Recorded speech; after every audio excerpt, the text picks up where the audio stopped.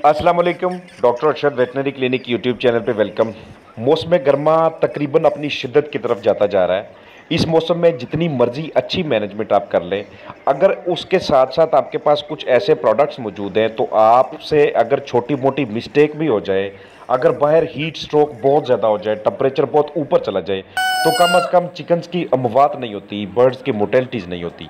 मैं बात कर रहा हूँ जेटी पार्क की, जो इस मौसम के अंदर आपके चिकन्स के लिए बहुत ज़्यादा अहम काम करने वाला है। Vitamin C, minerals, glucose, ORS, multivitamins और इलेक्ट्रोलाइट्स, ये ऐसे प्रोडक्ट्स हैं जिसके साथ साथ बुखार के सिरप्स भी शामिल हैं। जब भी आप देखें कि वेदर बहुत ज़्यादा तब्दील हुआ है, टम्परेचर बहुत ज़्यादा ऊपर गया है, मसाला नॉर्मली पहले हाउस के अंदर टम्परेचर रहता था 28 या 30, आज एक ऐसा दिन बीच में आ गया कि जब दर्जा हरारत 38 पे या 40 पे या 41 पे चला गया, तो वहाँ पे उस सूरत में दिन के टाइम विटामिन सी को चलाना 1 सीसी 4 लीटर के हिसाब से, और शाम के वक्त बुखार के सिरप को चलाना, वो एरिनेक हो, वो ब्रूफेन हो, वो पैरासीटामोल हो या वो पेनाडॉल हो, इनमें से कोई भी आप चलाएंगे एंटीपायरेटिक के तौर पे कि उसका बॉडी टेम्परेचर डाउन हो, ये काम करेगा। और ये आप चलाते किस डोज के साथ हैं? अगर तो टेम्परेचर बहुत ज़्यादा ऊपर गया था तो उस सूरत में आप 1 सीसी 1 लीटर के हिसाब से चलाते हैं। कम अज़ कम ये मेडिकेशन जो मैं आपको बता रहा हूँ, विटामिन सी भी और बुखार का सिरप भी, ये कम अज़ कम आपने 5 घंटों के लिए चलाना है। ज़्यादा से ज़्यादा आप इन्हें 8 घंटों तक चला सकते हैं। अगर हीट स्ट्रेस बहुत ज़्यादा होगा तो तब आपको ये 8 घंटों के लिए चलाने पड़ेंगे। और फिर अगले दिन मॉर्निंग टाइम पे, सुबह के वक्त, आपने जेटी पार का एक पानी लाजमी अपने चिकन्स को देना है। ये ट्रीटमेंट कम अज़ कम आपने 3 दिनों तक फॉलो करने के बाद आप फिर आ जाएंगे इलेक्ट्रोलाइट्स की तरफ। लाइट डोज रखें, हल्की रेशो रखें। गर्मी इतनी ज़्यादा नहीं है तो उस वक्त आप इलेक्ट्रोलाइट्स की रेशो 1:3 भी रख सकते हैं, लेकिन अगर गर्मी ज़्यादा है तो उस सूरत में आपको 1 ग्राम 1 लीटर पे या 1 सीसी 1 लीटर पे आना पड़ेगा।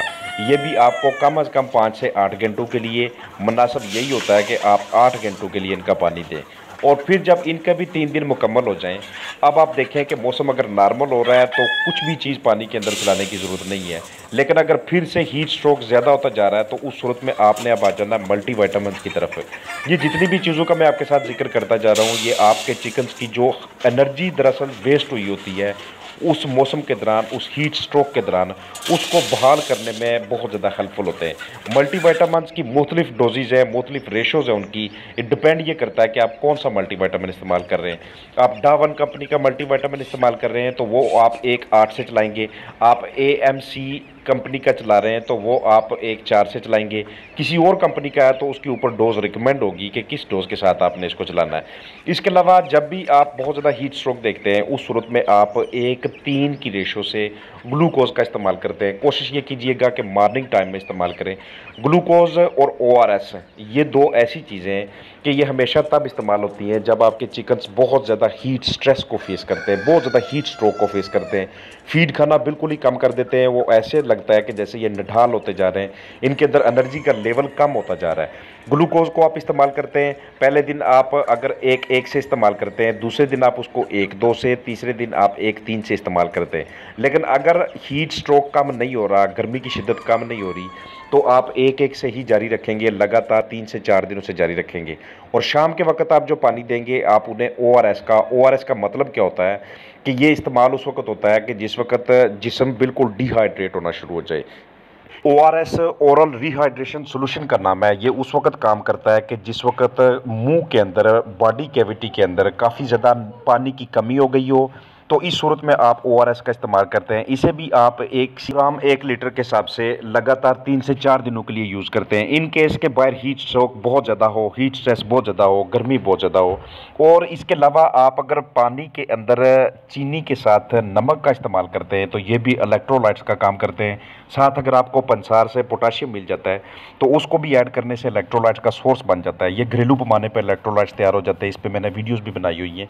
तो घरेलू पैमाने पे ये जो चीज़ें हैं, इसके अलावा आप अपने खाने के लिए जो चीज़ें इस्तेमाल करते हैं, सब्जियों का इस्तेमाल और फलों का इस्तेमाल, इसमें भी मल्टीविटामिन्स होते हैं, इलेक्ट्रोलाइट्स होते हैं, मिनरल्स होते हैं, माइनो एसिड्स होते हैं, प्रोटीन होती है, एनर्जी होती है, जो कि इस मौसम में हमारे चिकन्स के लिए बड़ी मौजू किस्म की चीज़ है। तो ये जितने भी प्रोडक्ट्स हम इस्तेमाल करते हैं, ये एक्चुअली हमारे जो चिकन्स होते हैं उनका एनर्जी लेवल बरकरार रखते हैं, क्योंकि हमने अपने चिकन से परफॉर्मेंस लेनी है। ब्रीडर्स की जो क्रॉसिंग करने की, मेटिंग करने की जो काबिलियत होती है वो रिड्यूस हो जाती है जैसे ही टेम्परेचर 33 से ऊपर जाना शुरू हो जाता है। चिकन्स का वेट गेन की जो सलाहियत होती है वो रिड्यूस होना शुरू हो जाती है जैसे ही उनका बॉडी टेम्परेचर उस लिमिट पे पहुंचता है कि उन्हें अपना मुंह खोलना पड़ता है। जो अंडे देने वाली मुर्गियां होती हैं, उनके अंडे देने की जो मिकदार होती है वो कम होना शुरू हो जाती है जैसे ही टेम्परेचर 35 प्लस होता जाता है, क्योंकि अब वो फीड से जो एनर्जी हासिल कर रही होती हैं उसके ज़रिए वो अपने आप को मेंटेन करने की कोशिश कर रही होती हैं। तो इसलिए हमेशा कोशिश किया करें कि जो चीज़ें आपके बर्ड्स के लिए फ़र्स्ट एड का काम करती हैं, जो चीज़ें आपके बर्ड्स के लिए किसी भी वक्त काम आ सकती हैं, उनको लाजमी पास रखा करें। ख़ास तौर पे बुखार के सिरप्स जो होते हैं, खांसी के सिरप्स जो होते हैं, ये बड़े इंपॉर्टेंट होते हैं। आजकल के मौसम के अंदर आपने किसी भी सूरत में 65% से और मिनिमम 60% से ह्यूमिडिटी को नीचे नहीं आने देना, क्योंकि इससे नीचे जैसे ही ह्यूमिडिटी आती है, जो अपर रेस्पिरेटरी ट्रैक होता है, जो आपके चिकन्स का जो लेरिंग्स वाला पोर्शन होता है, जो उसका ट्रैकिया होता है, सांस की नाली, विंड पाइप का नाम जिसे देते हैं, वहाँ पे इन्फेक्शन फलना फूलना शुरू हो जाते हैं, वहाँ से इसे मज़ीद मसाइल बनना शुरू हो जाते हैं। तो सबसे इम्पॉर्टेंट चीज़ इस मौसम के अंदर क्या होती है कि जो कि आम फहम है, हर इंसान को समझ आनी चाहिए, वो होता है ताज़ा पानी, बार बार पानी की तब्दीली। पानी के अंदर अगर आप ब्लीच इस्तेमाल कर सकते हैं, पानी के अंदर अगर आप ऑर्गेनिक एसिड्स इस्तेमाल कर सकते हैं, तो ये और भी बड़ी बेहतरीन किस्म की चीज़ें होती हैं। तो कोई ना कोई इस तरह के डिसइंफेक्टेंट्स, एंटीसेप्टिक्स वो अपने बर्ड के लिए फार्म में भी स्प्रे करते रहा करें। कुछ ना कुछ इस तरह की चीज़ें जरासीम कुशी के लिए भी यूज़ करते रहा करें। ये इस मौसम के अंदर आपके बर्ड के हेल्थ स्टेटस के लिए, उनसे अच्छी परफॉर्मेंस के लिए बड़ी इंपॉर्टेंट किस्म की चीज़ें होती हैं। तो इसलिए ये glucose, ORS, electrolytes, multivitamins, tony liver और उसके अलावा जितनी भी चीज़ें मैंने आपको बताई हैं, ये आपके पास फार्म पे लाजमी तौर पे मौजूद होनी चाहिए। इन केस अगर आपके पास नंबर ऑफ़ चिकन ज़्यादा हैं तो। और इस मौसम के अंदर जो वेंटिलेशन का ख़ास ध्यान आपने रखना है। वेंटिलेशन बड़ी इंपॉर्टेंट चीज़ होती है, क्योंकि इसी ने आपके बर्ड की जो एनर्जी लेवल होती है और उसका जो इम्यून लेवल होता है उसको बेहतरीन तरीके से बरकरार रखना होता है। इस मौसम के अंदर 2 वैक्सीन किसी भी केस में आपने मिस नहीं करनी। एक तो IB की वैक्सीन, IB की जो स्ट्रेंस होती हैं वो इस मौसम के अंदर, मौसम गर्मा के अंदर शिद्दत से बर्ड्स के ऊपर हमला करती हैं। और मेरी तमाम वीडियोस का जो रुख होता है वो इसी साइड पे होता है कि आपने प्रिवेंशन कैसे करनी है किसी भी आने वाले ख़तरे से, और आपने उसको कैसे रोकना है, उसके लिए क्या क्या इक़दाम अपनाने। और दूसरा है रानीखेत। ये दोनों जो मसाइल हैं, ये दोनों जो स्ट्रेंस होती हैं, जो दोनों बीमारियां हैं, ये आपके चिकन्स में इस मौसम के अंदर कॉमन हो जाती हैं। इनकी वबा ज़्यादा हो जाती है पहले की निस्बत।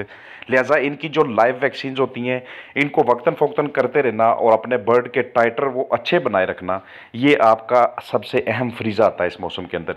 तो मुझे पूरी उम्मीद है कि जिस मकसद के लिए मैंने वीडियो बनाई है कि क्या क्या प्रोडक्ट्स आपने अपने चिकन्स के लिए अपने पास रखने, अपने फार्म पे अवेलेबल रखने, अपने उस मुर्गी खाना के साथ रखने, और आपने किन किन चीज़ों से उन्हें बचाने के लिए क्या इकदाम करने हैं, इस एफर्ट में मैं कामयाब हो चुका हूँ।